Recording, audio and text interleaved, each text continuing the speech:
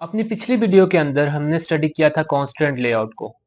इस वीडियो के अंदर हम देखेंगे रिलेटिव लेआउट को।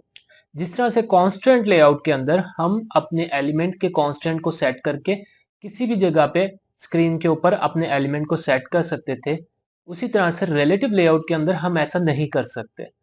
रिलेटिव लेआउट जैसे नाम से ही जाहिर है कि हम एक एलिमेंट को दूसरे एलिमेंट के रिलेटिव में अलाइन कर सकते हैं। अगर उसके लेफ्ट में जगह खाली है तो हम उसके लेफ्ट में दूसरा एलिमेंट अलाइन कर सकते हैं। अगर उसके बॉटम में जगह खाली है तो हम उसके बॉटम में एक एलिमेंट को अलाइन कर सकते हैं, और अगर राइट में जगह खाली है तो राइट पे अलाइन कर सकते हैं।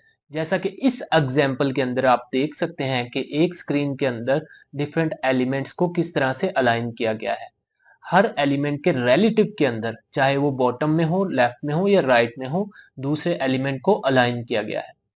चलिए अब हम अपने एंड्रॉयड स्टूडियो के अंदर चलते हैं और रिलेटिव लेआउट को इंप्लीमेंट करके देखते हैं। अब हम आ चुके हैं अपने एंड्रॉयड स्टूडियो के अंदर। अगर आप एंड्रॉयड स्टूडियो के अंदर पैलेट्स में जाएं, अपने डिजाइन के जो पैलेट्स हैं उसके अंदर जाएं और लेआउट में जाएं, तो यहाँ पर आपको कहीं भी रिलेटिव लेआउट नजर नहीं आएगा।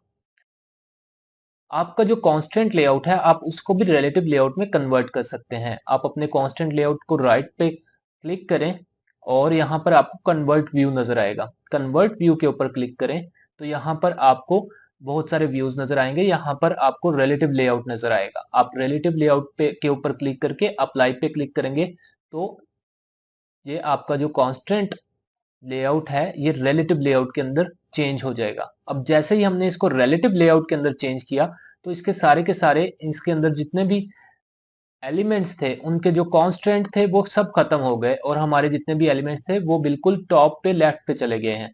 अगर हम अपने कोड के अंदर जाके देखें तो यहाँ पर भी आपको ऊपर कोड में कांस्टेंट की जगह रिलेटिव नजर आ रहा है, और इसके अंदर जितने भी एलिमेंट्स हैं इसके सारे कांस्टेंट की जो कोडिंग है वो खत्म हो चुकी है। अब हमारा ये जो पहला बटन है बटन 2 के नाम से, जिसकी आईडी बटन 2 है, अगर हम चाहते हैं कि हम इसको बिल्कुल सेंटर में ले आए तो हम यहां पर लिखेंगे अलाइन पेरेंट सेंटर,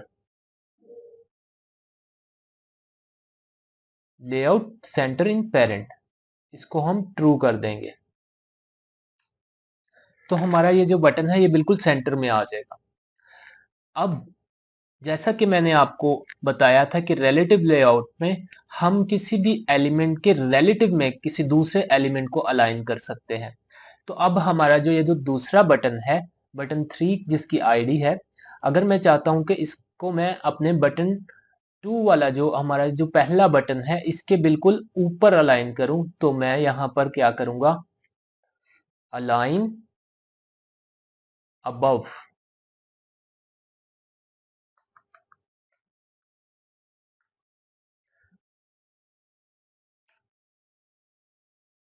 और यहां पे मैं आईडी दूंगा उस पहले बटन की, बटन 2। तो ये हमारा जो बटन था बिल्कुल उसके ऊपर आ गया, ये इसके ऊपर है। ये सेंटर में क्यों नहीं आ रहा, इसको हम सेंटर में भी ला सकते हैं। यहाँ पर मैं इसको कर देता हूँ सेंटर हॉरिजेंटली, तो ये सेंटर में आ जाएगा। अब हमने इसको बिल्कुल उस बटन के हम ऊपर ले आए हैं। सेम इसी तरह से अगर मैं ये चाहता हूँ मेरा जो दूसरा बटन है वो बिल्कुल बॉटम में चला जाए, तो उसके लिए मैं क्या करूंगा, यहाँ पर मैं लिखूंगा align layout align parent bottom. यहाँ पर आपको लेआउट अलाइन पेरेंट बॉटम नजर आ रहा होगा। आप इसको ट्रू कर दें। जैसे ही आप इसको ट्रू करेंगे तो आपका बटन बॉटम में चला जाएगा। इसी तरह से अगर आप इसको लेआउट अलाइन लेफ्ट करेंगे तो ये लेफ्ट पे चला जाएगा, और अगर आप इसको चाहते हैं कि लेआउट अलाइन राइट पे हो जाए तो ये राइट पे चला जाएगा। तो इस तरह से आप अपने एलिमेंट को रिलेटिवली जो है अलाइन कर सकते हैं। जितनी भी अलाइनमेंट की प्रॉपर्टी है, अगर वो आप उन सबको देखना चाहते हैं तो आप यहाँ पर जस्ट अलाइन लिखें, तो सजेशन के अंदर आपको सारी अलाइन की प्रॉपर्टीज नजर आएंगी रिलेटिव लेआउट की। जिस तरह से आप यहाँ पर देख सकते हैं, align left, align base line, align bottom, align and, align parent and, align parent left. Parent and और पेरेंट लेफ्ट का मतलब यह है जो आपका पेरेंट लेआउट होगा, आप उसके लेफ्ट पे या उसके राइट पे या उसकी टॉप या बॉटम पे या उसके सेंटर में आप अपने एलिमेंट को लेके जा सकते हैं। और अगर आपने किसी स्पेसिफिक एलिमेंट के लेफ्ट साइड पे या राइट साइड पे अपने एलिमेंट को लेके जाना है तो उसके लिए आप align left, align right, align and वगैरह आप यूज कर सकते हैं। जो रिलेटिव लेआउट होता है इसके अंदर आप किसी और लेआउट को भी यूज कर सकते हैं। जैसा कि यहाँ पर मैं अगर अपने इसी रिलेटिव लेआउट के अंदर एक लीनियर लेआउट लगाना चाहूँ या एक कांस्टेंट लेआउट लगाना चाहूँ तो वो भी मैं यहाँ पर लगा सकता हूँ। जैसे मैं यहाँ पर एक लीनियर लेआउट लगाना चाहता हूँ, लीनियर लेआउट, मैच पेरेंट, और इसको मैं हाइट इसकी दे देता हूँ 200 dp और इसको बैकग्राउंड कलर देता हूँ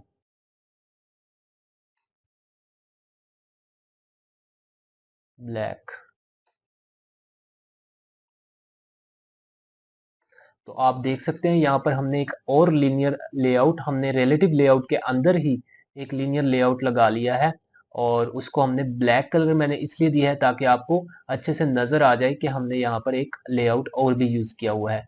होप सो कि आज की इस वीडियो के अंदर आपने अंडरस्टैंड किया होगा कि रिलेटिव लेआउट क्या होता है और उसको किस तरह से यूज किया जाता है। अपनी नेक्स्ट वीडियो के अंदर हम पढ़ेंगे लीनियर लेआउट के बारे में।